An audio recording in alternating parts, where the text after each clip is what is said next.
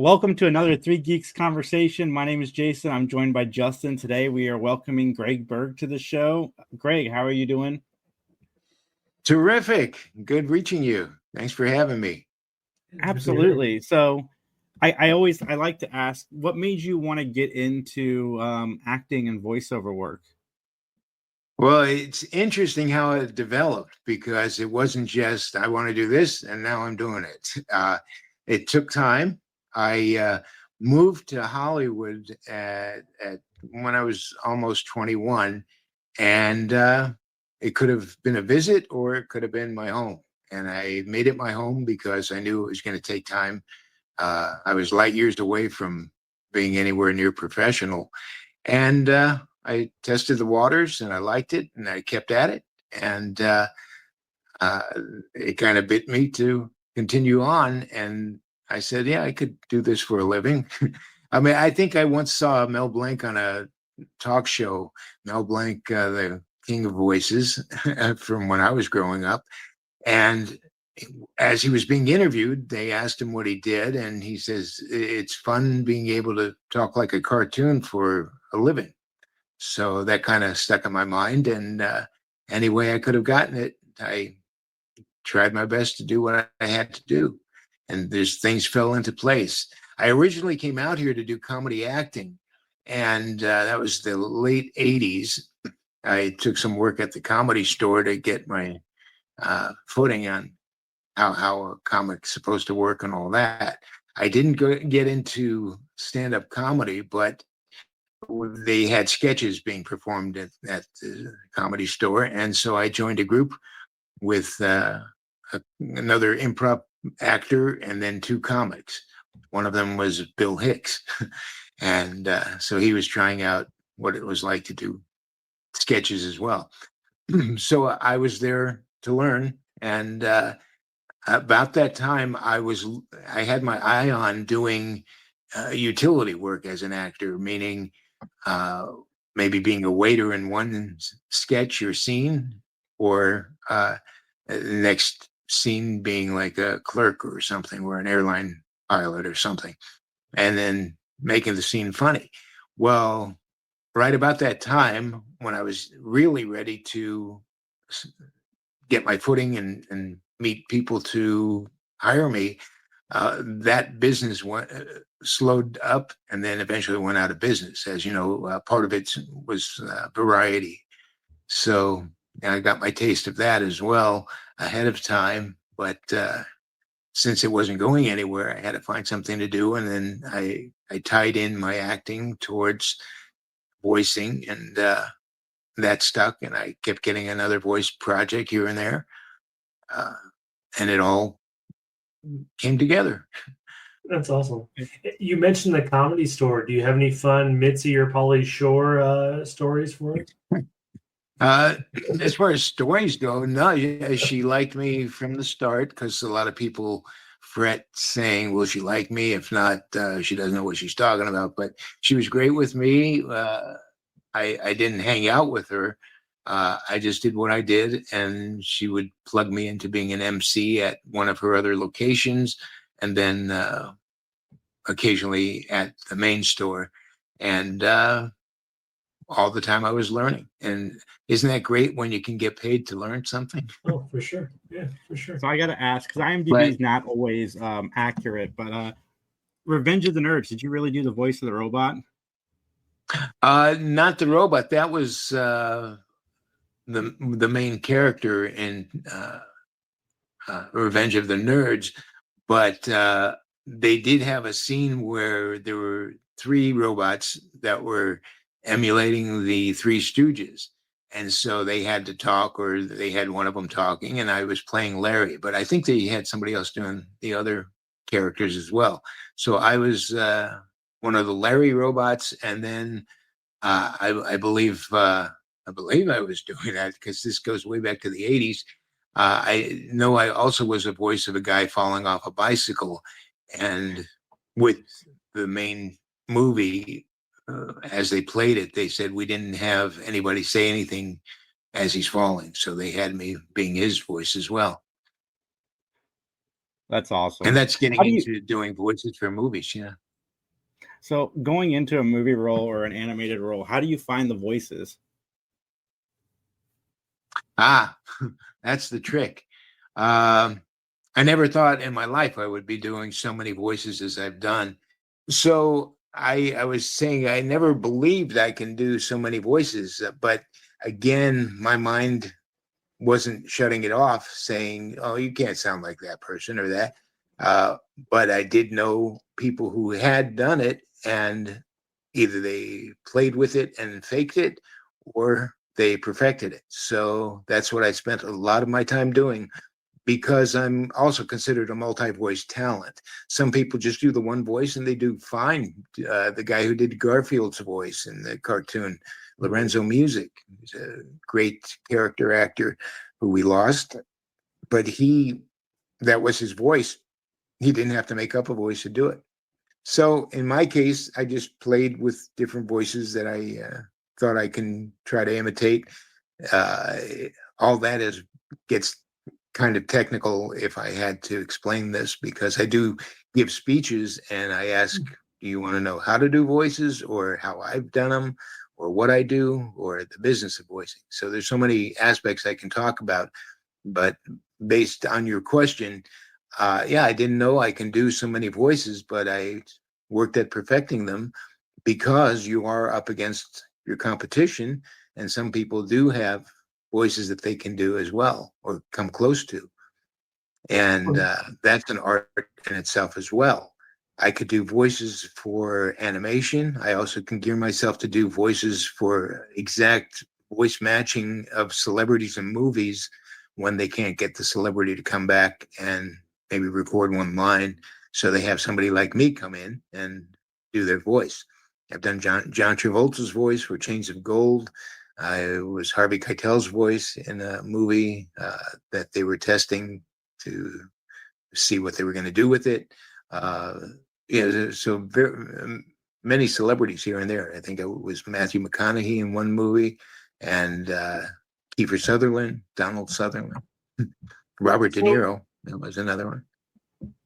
that's incredible to me. So I'm going to do two-part question. One, did it ever freak you out when you mimic someone's voice? Be like, oh, I sound like Robert De Niro. Like, does that ever like weird you out? Like that you can mimic it so well that it's like very, Well, very passable for their there's an voice? art to doing other people's voices because I know some people they didn't do the voices well, but depending what the project was, they accepted it and let them go. And others, you can just tell that they were awful at it. But if it was a major motion picture, yeah, they needed you to audition first, and whether it matches the sound that they're trying to match. Because there are also other actors I've done voices for that people wouldn't know. But to me, I would listen to it and work at it. I pride myself on being a professional at it. So I'm not going to be hired and say, no, here's what I think he sounds like and argue with it. If I sound like the person, I tell them you've got the right guy, and I'm not going to waste their time and just say let's keep trying or whatever. But it does take long sessions for them to match and insert where they're supposed to insert to cover what they were trying to do. So it turns into a job of matching voices as well. That's awesome. Now, because it feels like you talk about this a lot, if someone was aspiring, let's say they're watching this podcast and they say, I want to be a voice actor one day, what would be the first like 3 steps or 2 steps or whatever? Like what's see if you like it, see like if you can do multiple voices, like what's the thing that they should be doing? Well, in my case, I'm open to anybody with questions, and if I can say something that they need to know.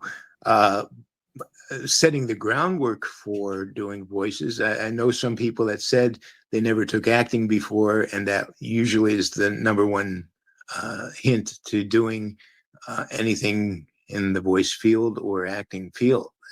Take lessons, but some people were natural, and I don't know if it takes them longer to do a voice and finally get it, or if they just happen to talk and sound like that. Some people are lucky that way too. But if you're doing it for a living, I've been doing this 40 years plus, but it's almost like opening a flower. There's another row of petals there to work with. So it started with me doing acting and then comedy acting. And then when things changed in the business, I was led to do voicing for commercials and cartoons. Well, I've done both at the beginning, and then it turned into doing voices for industrial projects, my straight voice for narration of commercials, or a straight character, a straight voiced character. And I just keep enjoying this because the creativity never stops. And that's so for starting off, I'd say, I would direct you to doing acting and taking improv classes, because sometimes something might come up that you can improv in a commercial or a cartoon, and that's another tool to use. I get approached by people who do voices. They probably sound like I would have been when I was at my home base in Ohio. And I took the next step as to what do I do with this, and it led me to California. And now the trend's changing a little bit, and people can do voices from home wherever they're at, and it's accepted. So taking away a little bit of the worry of people saying, "Oh, I've got to be here to do this or that." I think in animation they need you here if you're going to go animation, but you can do voices from wherever you're at these days. But if you have any questions about that, I mean, because I've given seminars for 70 minutes of talking about my work, or how they can do the work, and give them ideas. But I'm pro into encouraging people and inspiring people to either like what I do or like what they do, and pursue it. That's awesome. So what's the process for you when you go in for Little Muppet Monsters? Fozzie Bear is a well-known character at this point, and like what's the process for you when you go in an audition? And what was that experience? Well, the main like? show started off as Muppet Babies, because there was a movie called Muppets Take Manhattan, where they had a dream, or a sequence where they thought they were babies once again. And it was a cute segment, so they got the idea, let's animate this. And I think it's one of Jim's first animated shows. And so as they put it together, they held the auditions to say, do these puppets, but do them as kids. And at the time, I think the voice business was a go-to for a lot of matured adult voicers. And so when they needed somebody to do the Muppets as kids, I once again understood that I had to practice it and get as close as possible, and hope they liked it.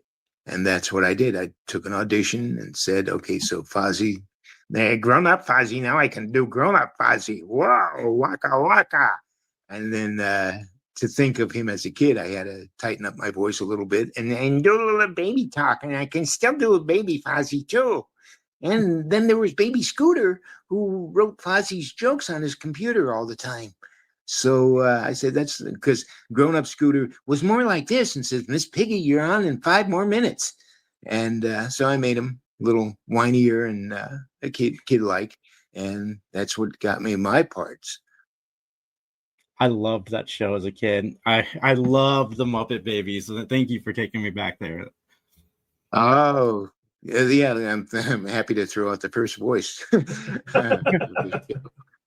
But yeah, when I've given speeches, I mean, I really got technical into, I think I was at a con at the time giving a panel talk, and I stressed how, yes, they knew me for Fozzie Bear and Scooter, and then I had a show called Huckleberry Hounds as a teenager called Yo Yogi, where all the characters that were created that I grew up watching were teenagers. And again, I fit in. But then I also studied with Dawes Butler, who was the voice of the original Huckleberry Hound, and he had passed away, but they wanted to do the show and they needed somebody who can match his voice and or match a young version of him. And that's how I got that particular one. But for people that do voices or starting, they usually do probably what I've been doing, where I was sitting in a room and just talking to myself in different voices. But then I also had equipment, very cheap equipment, like a cassette recorder at the time, to listen and record and perfect it and make sure it's acceptable. And some people might say, oh, I don't do particular write-on voices of characters, but that doesn't matter. There's a business where they want you to come in with your own character, so you can be a bad-sounding main character, but that's a whole new character for you. That's awesome. Do you have any? Jim Henson's such a big like titan of the Muppet like community. Were you able to interact with Jim at all? Like through? I met Jim twice. Yeah. When he came into town, he put a party together for all those involved in the Muppet Baby show because it was on for so long. And then he came to a studio one day while we were all there recording to watch how a session goes, and any questions he had or comments or whatever he would give to the directors. So I can't remember any that Sure. were major to change what we were doing. So I think we all lucked out and had our and we were picked perfectly for what they needed. Yeah. But Jim was great. I mean, people I know who met him just said he's a terrific guy. And I said, that's what I had hoped to do too. And that's how I dedicate myself to the fans and to my work. Awesome. Well, speaking of my childhood, you also were the voice of Donatello, Bebop, and a few other characters on Ninja Turtles. Can you tell us about that experience? Called what the some people get the understanding. What I did was the alternative voice, which meant the original voice couldn't make the session, so they brought somebody like myself in to sound as close to the turtle as possible. And then they said, "Oh, by the way, the guy who did the voice of Donatello, who also did Bebop's voice." So I luckily, at that point in my career, I can adjust my voices, and I tried sounding as close to Bebop as well, and still would do conventions and all that, doing these things. But yeah, doing Ninja Turtles, I mean, they did the bulk of the work. They were about 200 shows, 200 episodes or more. And I did a handful of them. Later on in the show, they brought people in to revoice some of the other turtles as well, for whatever reason that they couldn't make their session. So that's something that's done, but this one's pretty noticeable because it's a hit show. Mm-hmm. But yeah, I'm glad you like the voices that you heard me doing. I had recently found a cassette tape that I recorded when I was 19, and it was just full of about 30 different voices talking to each other or just by themselves, and many characters, many cartoon characters, and some I tried to impersonate. And at that point, the original voices were maybe in their 40s, 50s, and there I was at 19 trying to match or do whatever I can to sound like them. And so for the people, again, looking to do voices for animation, get as many as you can, or get your strong ones together and put them on a tape as a professional demo tape eventually. But don't put the tape together before you take the lessons, because you're putting your cart before your horse. Are those tapes usually like all well-known voices you can recreate, or do you throw in like unique voices you can do, like the range of the voices you can do, even if they don't match up with like a famous voice? No, when you do a demo tape, the casting people are listening that you can adjust your voice if needed. In animation, they the studio doing a cartoon can use you for 3 different voices in a show. So if you do many voices, it's good for them because then they won't have to hire somebody just for that particular character. So yeah, people know me for my main characters, which were Donatello and Bebop, and I was on The Simpsons. I surprised people telling them I was in Toy Story as different voices in the background that you might hear, and that surprises them too. But I took this on as a business rather than being famous for one particular voice. But there are people like that too. So the field is open for people who want to do voiceovers. You see many of these advertisements now saying, get into voiceovers if you want something to do. But I'm doing it full time. So some of the people just starting might have to do it on the side until they latch onto something that's permanent. Sure. So Go ahead. You were in the Rat Pack, which is one of my favorite movies. Not a lot of people There talk you about go. it. They should, because I really like that movie. But were you a fan of those guys before, like, going into the movie, like Sinatra, Dean, Sammy, Peter?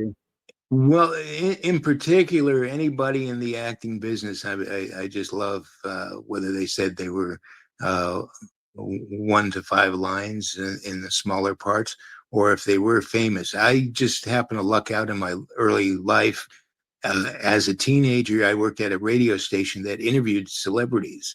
And these weren't just somebody that's local. These were everybody from Jamie Farr to Jerry Lewis to the big hits of the 70s. These were mainstream celebrities.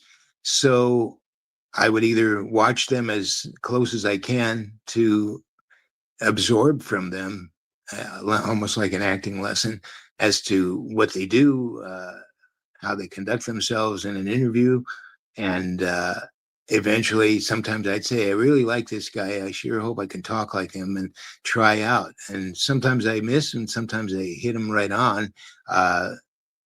For people that, again, after doing this 40 years, there's so many ways I can use my voice that you just never know. So I kind of put it in the back of my mind that I can match another celebrity that you guys don't even know about. I have some obscure ones, and that sometimes helps too, because some of them are gone, and they would say, is there anybody anywhere that can sound like this person? We want to clean up a movie or something like that. That again, what you mentioned was Rat Pack was a main voice. I was the voice of Eddie Cantor. And because the movie was supposed to take place when he was around and he was in the audience. And so I did a shout out in his voice from off stage. And there are some other movies I've done that for as well, with either no named characters, and they can't put that in the credits saying the voice you heard in the back of the room was Greg Berg or whatever. But if I do it as ADR for doing various people, which is known in the business as ADR for automatic dialogue replacement, meaning if they're in an airport and there's maybe hundreds of people walking around, they bring people in like me to change my voices sometimes and be one of the characters. So that's what happened in various movies that I land as well. What was it like being on The Simpsons? You mentioned it briefly that you voiced a character there. Was that pretty sweet? I have to imagine it would be, but it depends what the project is too. There's so many ways. I'm learning as I go along. One time I was the voice of a robot for a game show, and I figure, or the average person, or maybe they can't be average to land a particular project like that, because yes, I'll be the voice of a robot. They wanted me to sound like the original toy, which they couldn't bring the original guy over to be the voice in a number of shows and over a number of weekends. So they brought me over because I was local, and I had to match the robot's voice, but technically speaking, I couldn't mess up the line, or if I could, they would go back and re-record, but I didn't even want to think that I would have to do that.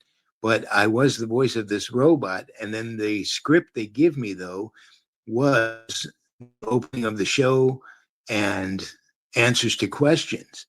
But I had to have about 4 different stacks of paper to jump to read if they got the question wrong or what the right answer was, and repeat the proper answer, and also announce the different prizes people won.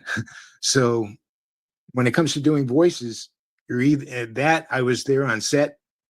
Everybody was doing their job, working as the announcers of the show and running the equipment. So, a lot of things are on my back to make sure this is well done. So that kind of stuff happens. I once was a talking penguin at a Bob Hope Christmas show, and that was a blast working with. But they brought me and the other voice talent together in to be the voice, and we weren't there when Bob was there. But there have been situations where they need you to be in a particular scene and get the line right and Sure. deliver properly when some celebrity is there.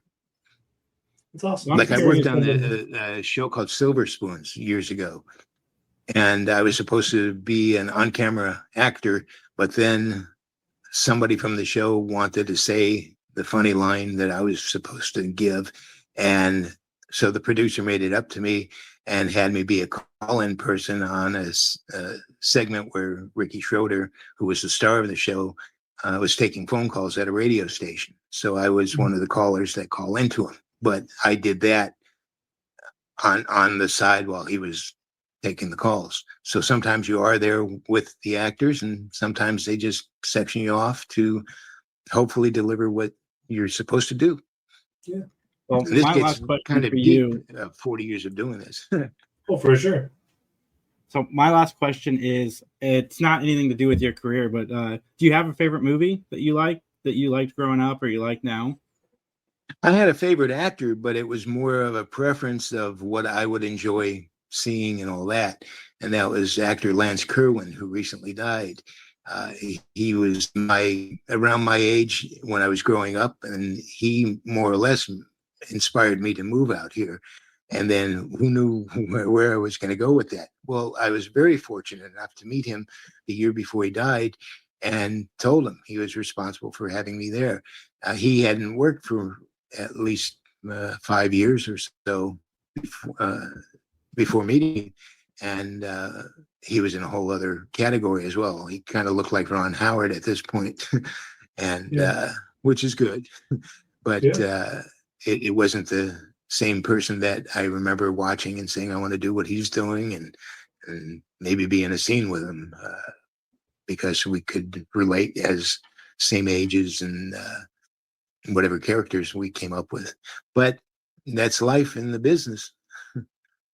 Yeah, So makes sense. seeing a movie, I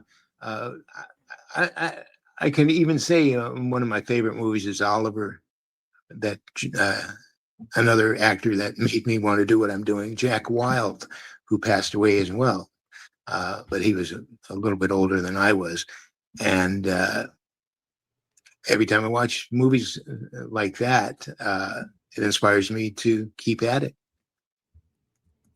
It's awesome. What my last question for you, what was Transformers like? That's a big franchise. What was it like jumping into Transformers?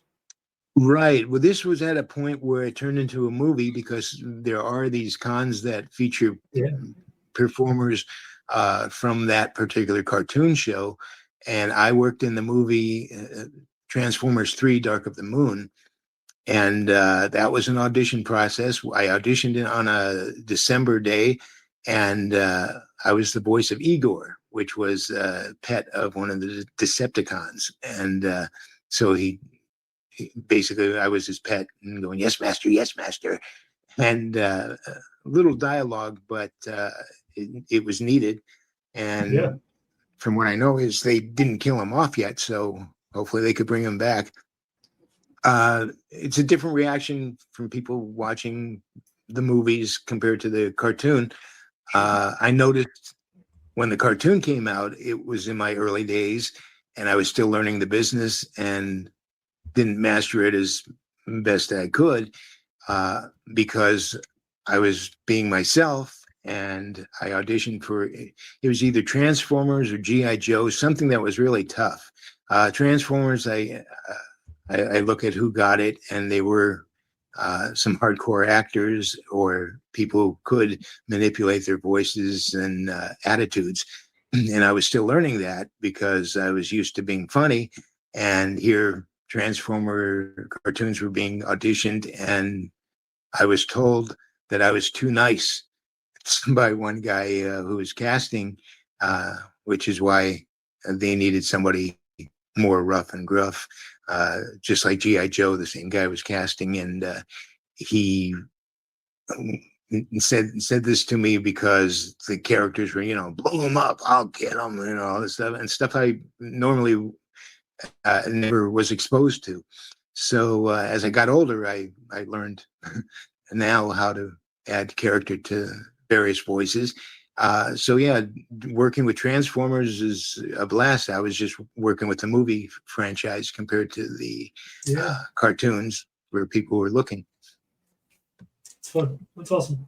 Well, Greg, where can everybody find you online? I have my email, which is idovoices@yahoo.com, where I take appointments if people want to bring me in for one of their cons. I have a rep for appearances, and that's pinkdaisyentertainment.com. And I'm on Facebook, but I'm slowly leaving that because I'm finding many people in the business are doing that as well, because it's just not what it used to be when we joined. We thought it'd be some information. Then it got into put downs and fake videos and all that. So if anybody wants to just reach me, they can Facebook me, and if I get to it, I will answer them back. Or if they want to write me an email, or else they can just ask me for an address if they want to buy a picture by mail, and we could talk about that or whatever they have. Some people have sent me various items that they always wanted to have signed by the original people. So if that helps. Yeah, I'm Awesome. also considering a website where it could be a go-to for news and information plus samples of my work, but hopefully people can get it when they have heard of me or have asked somebody else about me. So, well, thank you so much, Greg. Everybody like, comment, subscribe, and we'll talk to you soon. Whether you're solving murders during breakfast, cracking cold cases on your commute, or playing amateur detective at bedtime, Amazon Music's got millions of podcast episodes waiting. Just download the Amazon Music app and start listening to your favorite true crime podcasts ad-free, included with Prime.